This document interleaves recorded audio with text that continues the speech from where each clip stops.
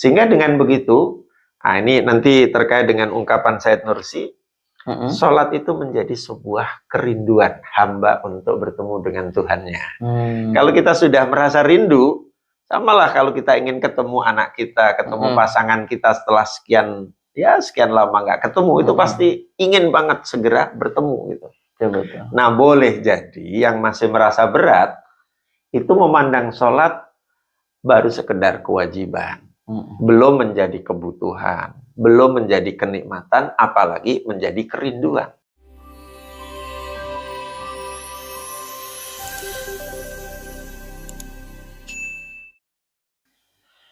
Assalamualaikum warahmatullahi wabarakatuh. Alhamdulillahirabbil alamin, segala puji bagi Allah Subhanahu wa taala yang telah memberikan nikmat iman, nikmat Islam, nikmat kesempatan hingga kita bisa terus belajar dan memperbaiki diri. Salawat serta salam semoga senantiasa tercurahkan kepada suri teladan kita Nabi Muhammad sallallahu alaihi wasallam, juga kepada keluarganya, sahabatnya, dan umatnya hingga akhir zaman. Baik sahabat, selamat datang di podcast Nur Semesta, tempatnya ngaji Risalah Nur, karya Badi'uz Zaman, Said Nursi. Jernihkan hati, cerahkan akal. Sahabat yang dirahmati Allah Subhanahu wa taala, pada kesempatan kali ini tentu saya tidak sendiri. Saya sudah ditemani oleh sosok yang insya Allah tepat untuk membersamai kita mengulas dan mengkaji tema pada kali ini, yaitu sholat adalah tiang agama. Beliau adalah Dr. Muhbib Abdul Wahab MA. Beliau merupakan Ketua Yayasan Nur Semesta, juga dosen di Universitas Islam Negeri Syarif Hidayatullah Jakarta. Beliau juga ternyata seorang penulis, entah cetak maupun online. Beliau juga salah satu pengurus di Lembaga Pengembangan Pesantren di salah satu organisasi terbesar, yaitu organisasi Muhammadiyah. Baik sahabat, mari kita langsung saja sapa beliau. Assalamualaikum warahmatullahi wabarakatuh. Waalaikumsalam warahmatullahi wabarakatuh. Bagaimana kabarnya Ustaz hari ini? Alhamdulillah, baik, sehat walafiat. Alhamdulillah, senang mendengar Ustaz. Ya. Akhir-akhir ini apa kesibukannya Ustaz? Ya, seperti biasa sebagai seorang dosen ya, hampir setiap hari ada masuk kelas mengajar. Ada Mengajar di S1, S2, S3 juga ada. Oh, S2, S3 ya? Ya, tidak hanya di UIN tapi juga di kampus lain seperti UMJ, PT IKI, dan pernah juga ngajar di UIN Jogja ya, secara online ya. Online. Selain mengajar, ada juga membimbing skripsi, tesis, disertasi, menguji ya, dan aktivitas di kampus lainnya ya. Ada rapat-rapat, kebetulan saya sebagai salah satu anggota senat, jadi senator. Senator ya. Jadi sekretaris Komisi Dikjar ya, Pendidikan dan Pengajaran di Senat UIN ya, sehingga sering ada rapat-rapat rutin. Ya. Selain daripada itu, sebagai asesor di Lamdik. Lamdik itu Lembaga Akreditasi Mandiri Kependidikan. Ya, saya juga sering ditugaskan untuk melakukan asesmen, baik asesmen kecukupan maupun asesmen lapangan terhadap prodi-prodi yang akan diakreditasi. Baik, luar biasa kesibukannya. Alhamdulillah. Sangat padat ya Ustaz. Alhamdulillah sahabat, meskipun beliau sangat sibuk tapi bisa menyempatkan hadir di tengah-tengah kita untuk memberikan kita sebuah wejangan ya. Tentunya mudah-mudahan kehadiran beliau memberikan dampak yang luar biasa untuk kita semua. Baik sahabat, insya Allah sesuai tema kita pada hari ini, yaitu sholat adalah tiang agama. Mungkin kita sering mendengar ungkapan sholat adalah tiang agama.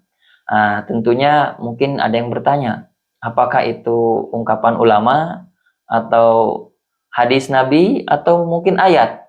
Maka kita langsung saja tanyakan kepada Ustaz. Baik, terima kasih. Pertanyaan yang bagus. Pertanyaan itu jawabannya sebagian ada di buku yang bagus nih. Saya baru baca nih, Kalimat Shaghirah fil Aqidah wal Ibadah. karya Badi'uz Zaman Said Nursi ya.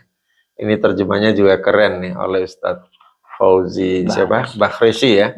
Nasihat spiritual, mengokohkan akidah, menggairahkan ibadah.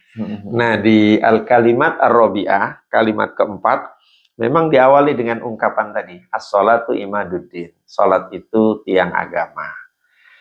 Ungkapan ini bukan ayat Quran, melainkan hadis Nabi.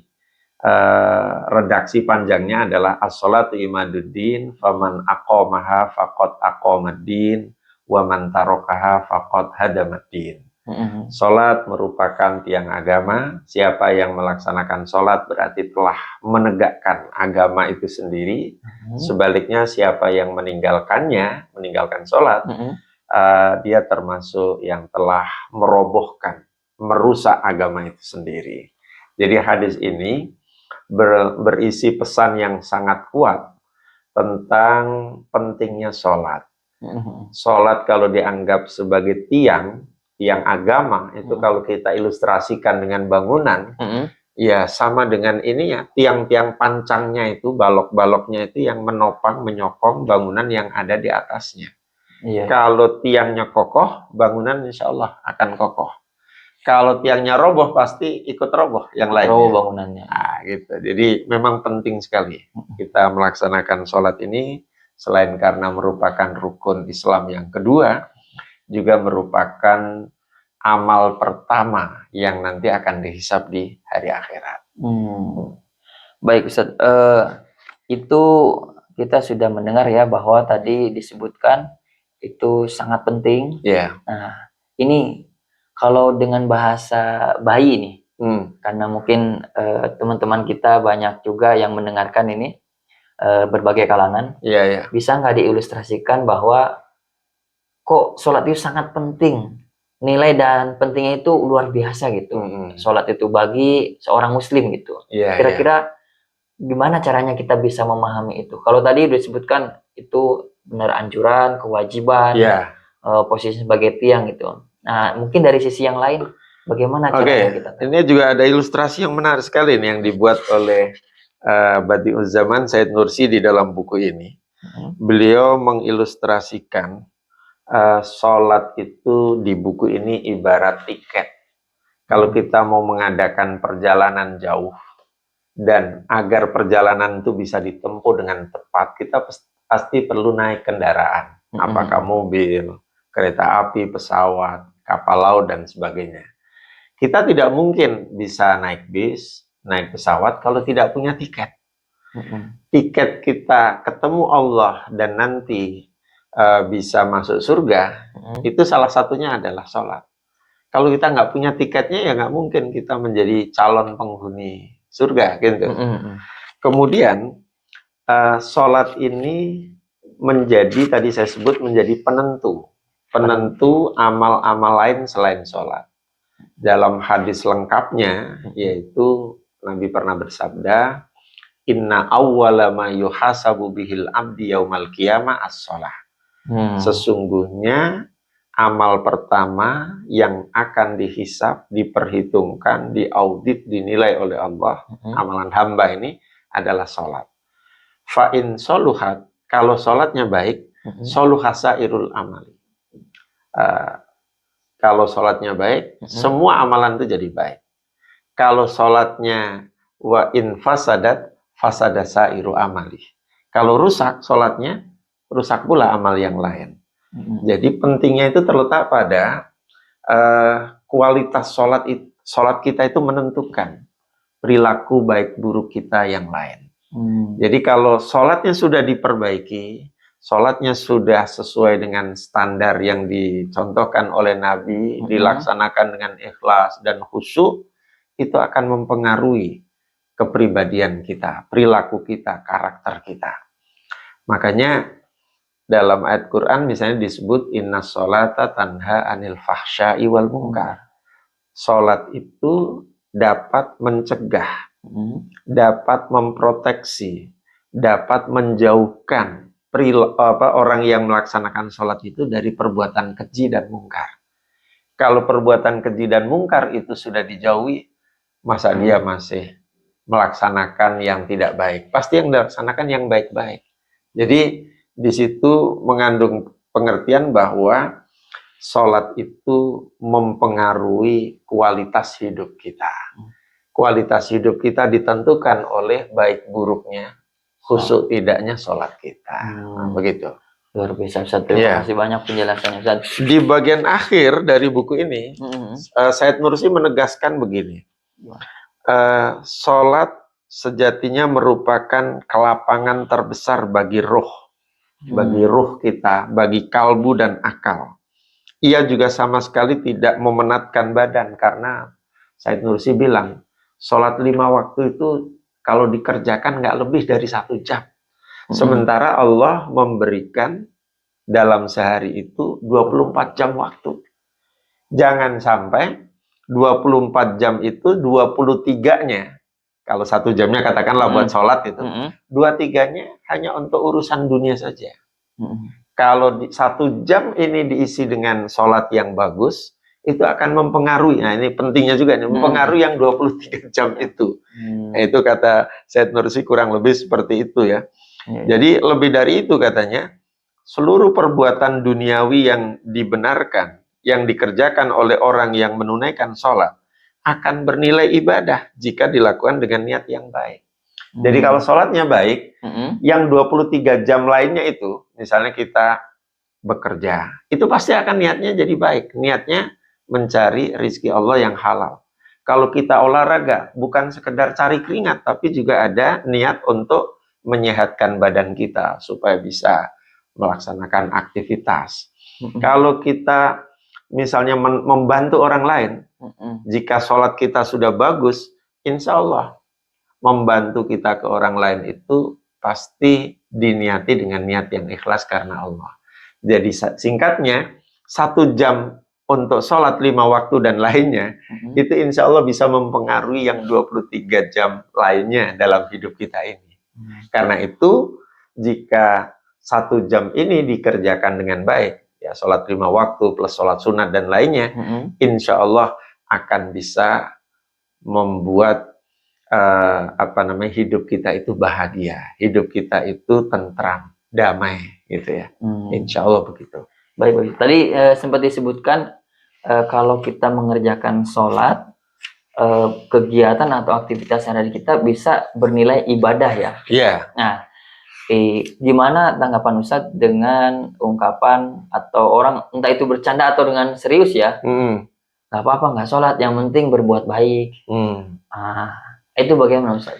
Baik, dalam Islam itu diatur apa saja yang harus dikerjakan dan apa saja yang harus ditinggalkan.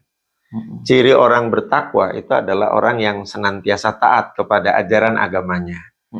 Sholat itu diperintahkan oleh Al-Quran, berarti kalau ditinggalkan, tidak dikerjakan, dia berdosa. Jangan sampai ada ungkapan, yang penting berbuat baik. Berbuat baik yang mana? Kalau sholat saja tidak dikerjakan. Bahkan kalau boleh kita pertegas, bahwa sholat itu menjadi kunci baik buruknya ya amalan kita yang lain selain sholat. Jadi kalau sholatnya nggak baik, maka berpotensi itu amalan-amalan lain di luar sholat itu tidak baik. Jadi memang diri kita, ruh kita, akal kita, hati kita ini harus dicas, itu kalau istilah elektronik atau istilah digitalnya ini. Nah, isi casnya itu adalah sholat. Ngecasnya itu dengan sholat. Ya, bahkan dalam hadis itu dinyatakan bahwa Nabi pernah mengatakan tuh, ju'ilat qurratu aini fis sholat. Innama ju'ilat qurratu aini fis sholat. Jadi rasa tentram, rasa nyaman, rasa bahagia itu ada pada saat kita sholat malahan ya. Jadi dijadikanlah, kata Nabi, rasa tentram, rasa nyaman itu dalam melaksanakan ibadah sholat. Jadi kalau nggak sholat tuh mestinya gelisah, mestinya resah, mestinya tidak tenang gitu. Bagaimana mungkin kita bisa melakukan sesuatu yang baik kalau diri kita nggak tenang, diri kita tidak nyaman gitu ya. Nah, seperti itu kira-kira. Oh, berarti selain yang tadi sudah diceritakan bahwa sholat itu sebagai ketaatan kita ya, dan itu memang alasan utama memang diperintah gitu ya, ya, karena perintah itu yang utama ya. Meskipun seandainya saja ada memang orangnya tetap baik, kemudian mungkin dia berbaik kepada tetangga, sering memberi segala macam, kan mungkin ada orang seperti itu, tapi sholat nggak pernah sama sekali gitu. Nah, berarti poinnya itu tadi ya, karena ketaatan itu bahwa sholat itu merupakan perintah. Iya, kalau boleh kita sebut memang di masyarakat selalu saja ada yang seperti itu. Karena apa? Karena mungkin tingkat literasi spiritualnya ini belum memadai.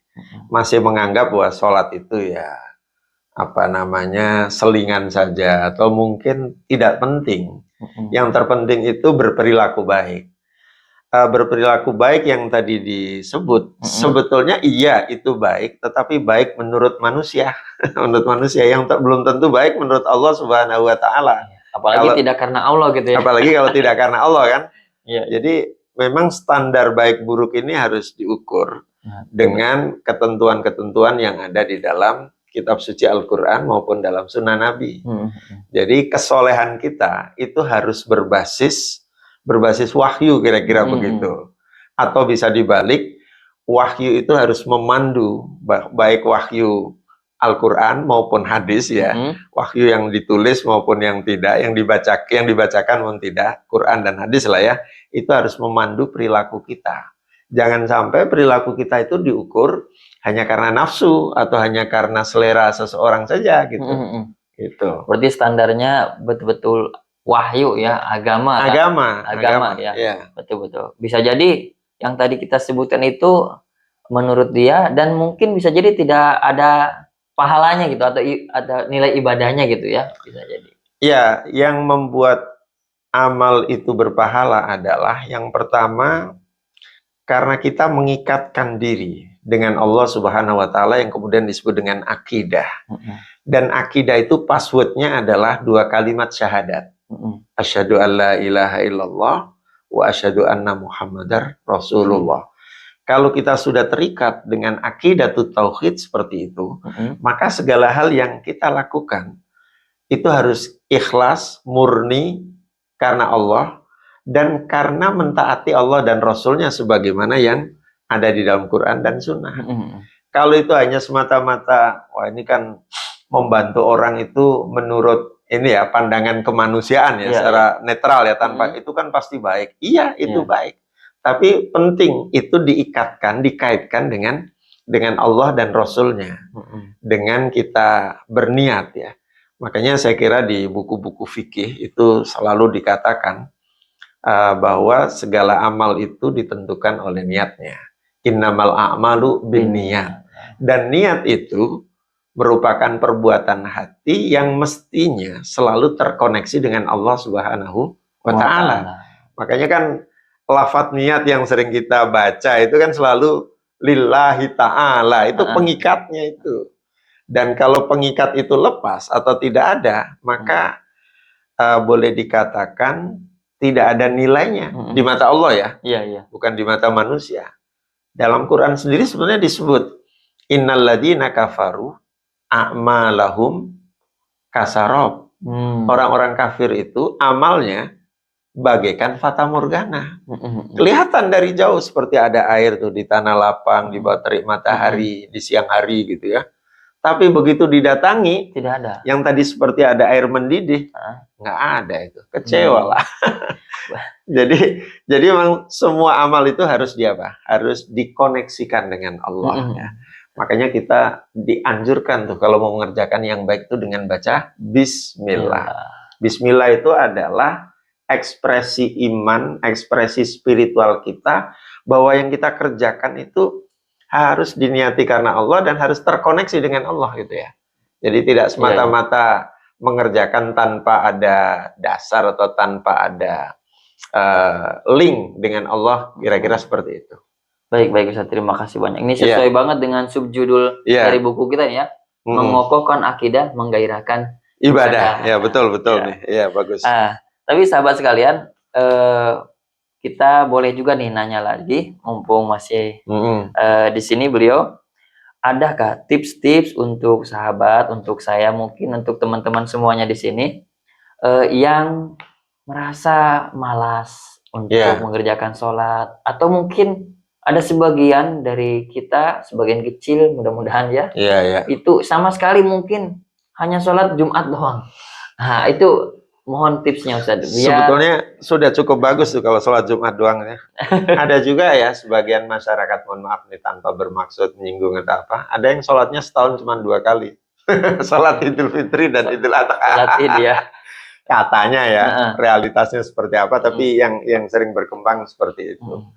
Yang jelas, sholat itu dalam Al-Quran memang dinarasikan sebagai ibadah yang berat pelaksanaannya. Mengapa berat?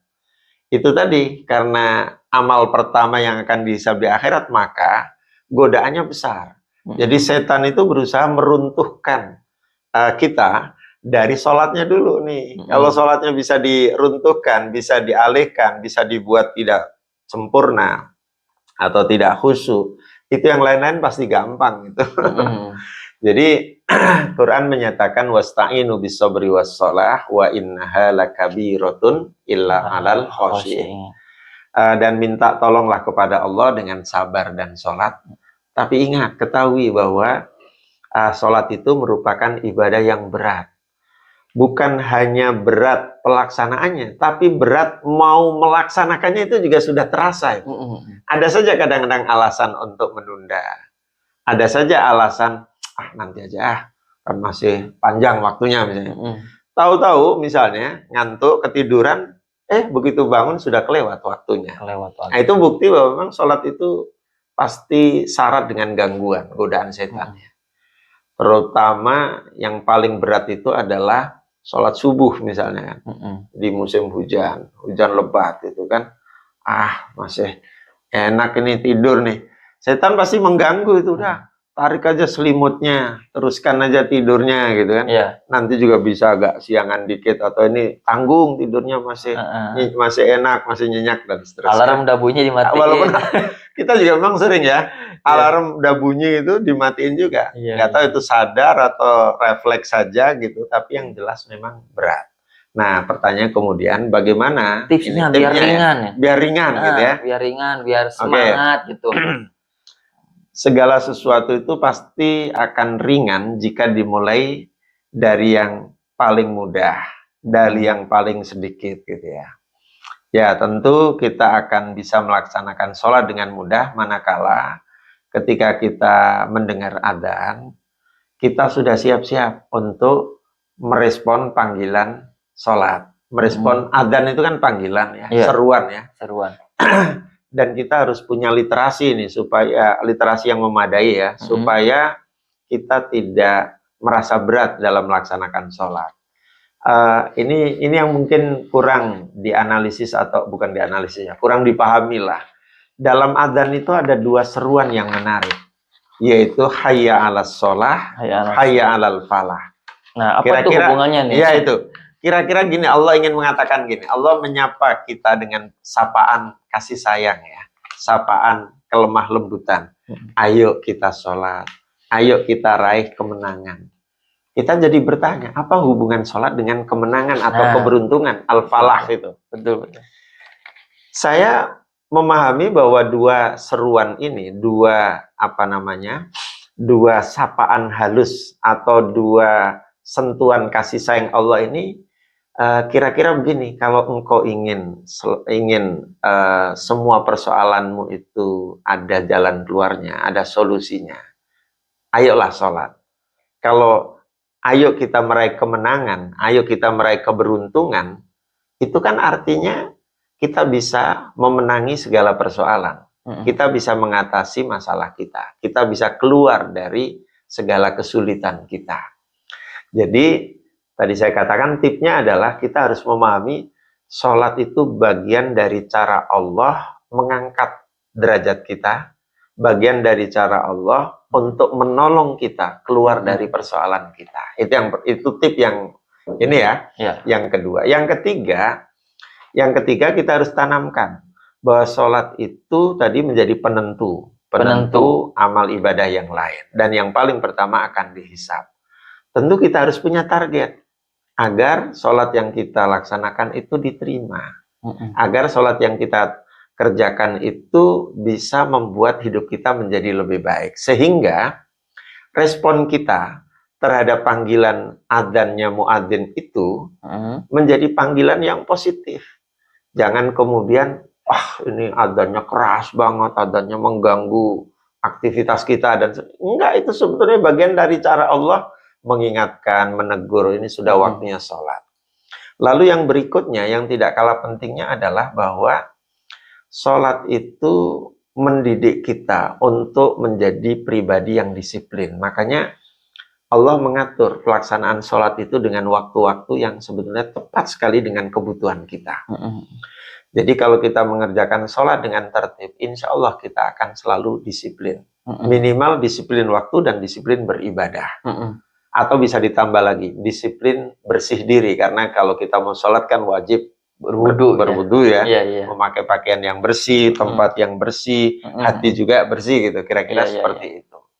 Sehingga dengan begitu, ini nanti terkait dengan ungkapan Said Nursi, sholat itu menjadi sebuah kerinduan hamba untuk bertemu dengan Tuhannya.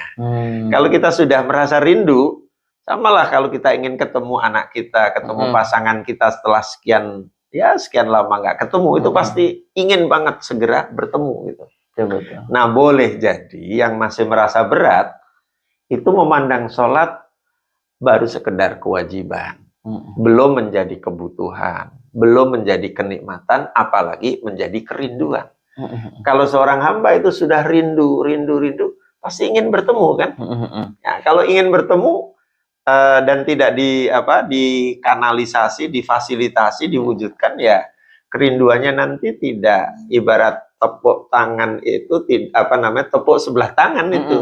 Dan kita ingin dalam hidup ini selalu terkoneksi dengan Allah gitu ya. Baik. Melalui sholat. Berarti fasilitas kerinduan itu adalah sholat ya? Ya, sholat itu yang harus dipahami betul ya, agar kita terus merasa rindu untuk bertemu dengan Allah. Dan satu lagi nih, yang tidak kalah pentingnya, sholat itu satu-satunya ibadah yang cara pensyariatannya tidak cukup dengan wahyu, tidak cukup dengan aqimus sholah wa atuz zakat, tetapi juga melalui sebuah perjalanan istimewa, Isra dan Mi'raj, terutama Mi'raj ya. Untuk Nabi untuk bisa bertemu langsung, beraudiensi langsung dengan Allah Subhanahu wa Ta'ala. Makanya dalam hadis juga dinyatakan as-sholatu mi'rajul mu'min. Sholat itu mi'rajnya orang yang beriman. Mi'raj itu adalah tangga naik, pendakian spiritualnya orang yang beriman untuk bisa bercengkrama, beraudiensi, bermesraan dengan Allah Subhanahu wa Ta'ala. Jadi kalau kita biasanya rindu, ketemu kan mesra kan? Jadinya kan? Nah, gimana itu supaya kita belajar sholat khusyuk agar kita selalu merasa rindu dan ingin bermesraan dengan Allah Subhanahu wa Ta'ala. Itu yang saya kira perlu waktu, perlu proses ya, nggak bisa instan. Itu harus dilatih dari misalnya membetulkan atau memperbaiki wudhunya, memperbaiki tata cara sholatnya, rukunnya, ya, tumak ninahnya, iktidalnya, jangan terlalu buru-buru atau seperti sedang mengejar sesuatu sehingga sholatnya kurang tertib, kurang khusyuk. Ini perlu latihan. Makanya ibadah seperti sholat ini dipandang juga sebagai riyadhah ruhiyah, latihan spiritual, mujahadah yang luar biasa, karena yang dihadapi itu godaan setan ya, yang luar biasa itu. Baik. Terima kasih banyak Ustaz, atas penjelasannya, tips-tipsnya. Mudah-mudahan teman-teman, sahabat semua bisa menangkap ya, tips-tipsnya itu luar biasa. Betul bahwa berat, tapi insya Allah dengan proses sedikit demi sedikit, kita bisa mencapai titik yang tertinggi tadi ya, kerinduan ya. Baik, sahabat semuanya, di akhir episode kali ini kita mungkin ingin mendengarkan nasihat terakhir nih, tentang, bukan wasiat ya? Nasihat ya. Nasihat. Nasihat untuk kita sebagai penutup, Ustaz. Silakan, Ustaz. Baik, terima kasih Ustadz Ma'ruf ya. Setelah kita membincang tentang sholat yang agama tadi, meskipun masih banyak hal yang ingin diungkapkan ya. Insya Allah di episode Ya, yang di lain. episode berikutnya ya.